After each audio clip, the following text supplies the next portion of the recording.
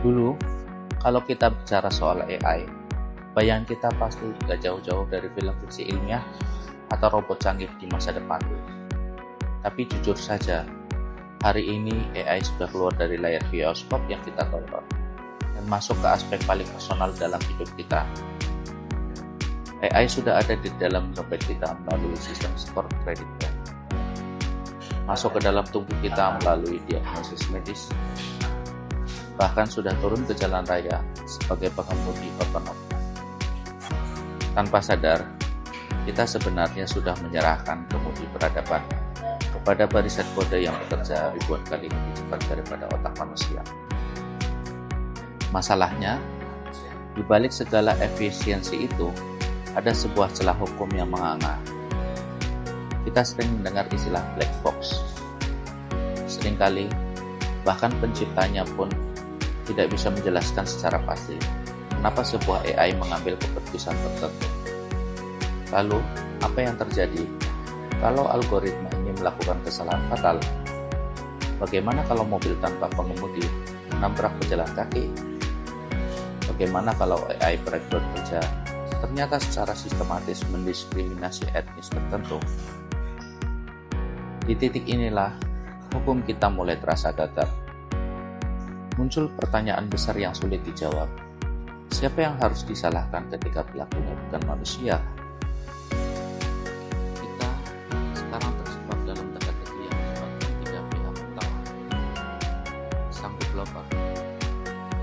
Apakah adil memenjarakan program hanya karena mereka gagal memprediksi satu dari sejuta kemungkinan skenario dunia nyata?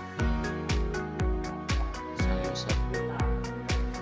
Apakah pemilik mobil otomatis tetap bersalah, padahal dia bahkan tidak menyentuh setir sama sekali saat kecelakaan terjadi? Atau AI itu sendiri? Ini yang paling ekstrem. Mungkinkah di masa depan kita memberikan status subjek hukum pada mesin supaya mereka bisa dituntut secara mandiri? Satu hal yang pasti, menghukum kode itu mustahil. Barisan angka tidak punya perasaan, tidak merasa bersalah, dan jelas tidak bisa dipenjara. Tantangan terbesar kita saat ini bukan cuma soal teknologinya, tapi bagaimana menciptakan kerangka hukum yang tidak menghambat inovasi, tapi tetap adil bagi korban. Kita harus mulai beranjak dari hukum lama yang hanya berbasis pada niat manusia, menuju hukum masa depan yang berbasis pada manajemen risiko dan teknologi. Karena pada akhirnya, teknologi adalah alat, dan keadilan harus tetap punya wajah manusia. Pada akhirnya, AI hanyalah cermin dari data yang kita berikan. Jika algoritma menjadi bias atau berbahaya, itu seringkali karena mereka mempelajari kegagalan kita sendiri.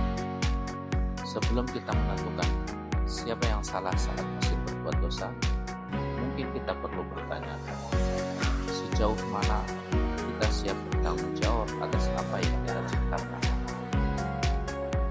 Dalam sejarah hukum, subjek hukum bukan hanya manusia. Kita mengenal perusahaan atau badan hukum sebagai subjek hukum buatan. Secara filosofis, untuk menjadi subjek hukum, seseorang atau sesuatu harus memiliki dua hal, kesadaran dan tanggung jawab. Masalahnya, AI berada di area abu-abu. Secara teknis, AI tidak memiliki ruh atau kehendak bebas seperti manusia. Namun, secara fungsional, AI bisa mengambil keputusan mandiri yang tidak dapat diprediksi oleh penciptanya. Ini yang kita sebut sebagai black box problem.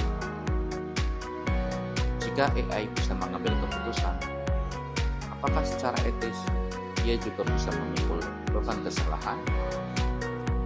Jika perusahaan sebuah entitas fiktif yang tidak memiliki jantung maupun napas bisa menjadi subjek hukum yang sah untuk menuntut atau dituntut, mengapa kecerdasan buatan yang mampu mengambil keputusan otonom tidak bisa diperlakukan sama? Tujuan utama presentasi hari ini bukan sekedar membahas kecanggihan teknologi, melainkan membedah sebuah pergeseran fundamental dalam sejarah hukum kita. Apakah sudah saatnya kita memberikan status subjek hukum kepada AI? Untuk menjawab tantangan tersebut, kita akan mengevaluasi dua pilar besar secara mendalam. Tanggung jawab moral. Dapatkah mesin yang bekerja berdasarkan probabilitas pada kita memiliki mens rea atau niat jahat? Kita harus menguji apakah kesadaran moral bisa lahir dari barisan kode ataukah ia tetap menjadi dominan ekspresi manusia. Pertanggungjawaban hukum. Bagaimana cara kita menghukum entitas non-biologis? Apakah melalui denda material, penghapusan data secara paksa yang kita sebut sebagai hukuman mati digital, atau cukup melalui skema asuransi wajib bagi setiap unit AI yang beroperasi? Di akhir sesi ini, kita tidak akan lagi melihat AI sebagai alat atau properti, melainkan sebagai agen baru yang berpotensi mengubah wajah ruang sedang silam. Kita akan menentukan bersama apakah hukum harus tetap kaku pada batasan biologis atau beradaptasi demi tegaknya keadilan di abad digital. Dunia saat ini sedang menoleh ke arah Eropa melalui European Union AI Act. Mereka menjadi pionir dalam mencoba menggunakan kecerdasan buatan. Namun, pendekatan mereka sangat pragmatis. Bukannya sibuk memberikan hak, mereka justru mengklasifikasikan AI berdasarkan kualitas skor, mulai dari resiko rendah hingga yang dianggap tidak dapat diterima. Meskipun langkah ini progresif, Uni Eropa masih menarik garis tegas. Mereka masih ragu, bahkan enggan memberikan status hukum penuh pada AI. Bagi mereka, AI tetaplah sebuah objek berisiko bukti yang harus dikendalikan sepenuhnya oleh manusia, bukan subjek yang berdiri sendiri. Namun, di sisi lain, pakar hukum seperti Lawrence Solum menawarkan argumen yang menantang batas logika kita. Solum berpendapat bahwa jika suatu saat AI mampu menunjukkan kecerdasan, otonomi, dan kemampuan mengambil keputusan yang setara manusia, maka menolak status mereka sebagai subjek hukum adalah sebuah ketidakkonsistenan. Logikanya sederhana. Jika hukum bisa menerima perusahaan sebagai orang buatan atau legal person, mengapa kita menolak entitas yang secara kognitif jauh lebih aktif? Bagi kelompok ini, hukum harus berevolusi mengikuti realitas dasar, bukan sekedar terpaku pada komposisi biologis manusia. Argumen Solum ini langsung membentuk teroris yang ketat pada para ahli etika. Mereka mengingatkan kita pada prinsip dasar hukum pidana, yaitu mens rea, atau adanya niat jahat dan kehendak bebas untuk berbuat salah. Masalahnya, AI tidak memiliki nurani atau kesadaran moral. Mereka tidak memiliki detak jantung yang memacu saat berbohong, atau rasa bersalah yang mengandui setelah melakukan kesalahan. Tanpa kemampuan memahami moralitas, mungkinkah kita membebani mereka dengan tanggung jawab hukum? Bagi para etikus, memberikan status hukum pada AI tanpa adanya kesadaran adalah sebuah sandiwara hukum yang berbahaya. Ini kita dihadapkan pada persimpangan besar. Apakah kita mengikuti Uni Eropa yang menganggap AI murni sebagai alat yang harus diawasi ketat? Ataukah mengikuti pandangan Solum yang menuntut konsistensi logika dalam hukum modern? Atau justru mematuhi para etikus yang percaya bahwa tanpa jiwa dan kesadaran, hukum tidak akan pernah bisa ditegakkan secara hakiki? Jawaban atas pertanyaan ini akan menentukan bagaimana wajah keadilan kita di masa depan. Debat mengenai status hukum AI tidak boleh terjebak dalam ruang diskusi tanpa hasil yang baru. Kita memerlukan langkah konkret dan rekomendasi pertama yang paling mendesak adalah perencanaan kerangka strict liability atau tanggung jawab mutlak bagi pemilik serta pengembang AI tersebut. Dalam skema ini, fokus kita bukan lagi mencari siapa yang lalai, melainkan memastikan bahwa siapapun yang mengoperasikan teknologi berisiko wajib bertanggung jawab penuh atas dampaknya. Ini adalah langkah preventif agar inovasi tidak berjalan dan mengabaikan keselamatan publik. Namun, hukum yang bersifat menghukum saja tidak cukup. Kita butuh pendekatan membangun melalui regulasi etika pemrograman yang mewajibkan prinsip etik by design. Artinya, nilai kemanusiaan, transparansi, dan keadilan tidak boleh hanya menjadi aksesori di akhir proses, melainkan harus ditanamkan ke dalam algoritma sejak pada kode pertama menulis. Kita harus memastikan mesin-mesin ini secara sistematis patuh pada hak asasi manusia melalui struktur teknisnya sendiri. Sebagai langkah penutup, kita harus membangun jembatan permanen antara pakar hukum, etikus, dan teknokrat.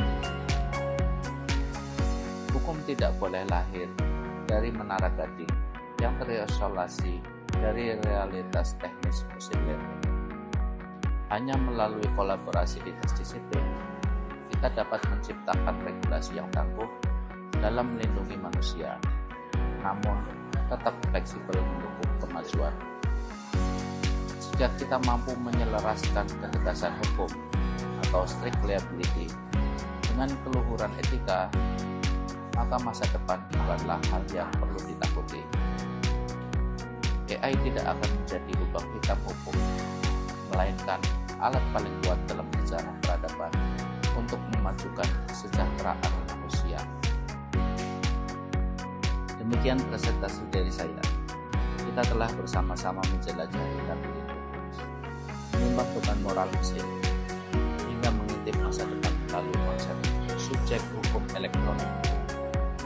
Semoga materi ini tidak hanya berhenti sebagai informasi, tetapi menjadi pemantik diskusi produktif dalam merumuskan keadilan di era kecerdasan buatan. Saya sangat menghargai perhatian, antusiasme, dan waktu yang rekan-rekan berikan. Pertanyaan mengenai siapa yang harus bertanggung jawab di balik barisan kode mungkin belum terjawab sepenuhnya hari ini. Namun, setidaknya kita telah berani untuk memulai mempertanyakan. Pemikiran kritis Anda semua adalah modal utama perkembangan ilmu hukum kita di masa depan. Saya menantikan masukan serta perspektif rekan-rekan dalam sesi tanya jawab. Sekali lagi, terima kasih. Saya Johan Ari pamit undur diri. Salam.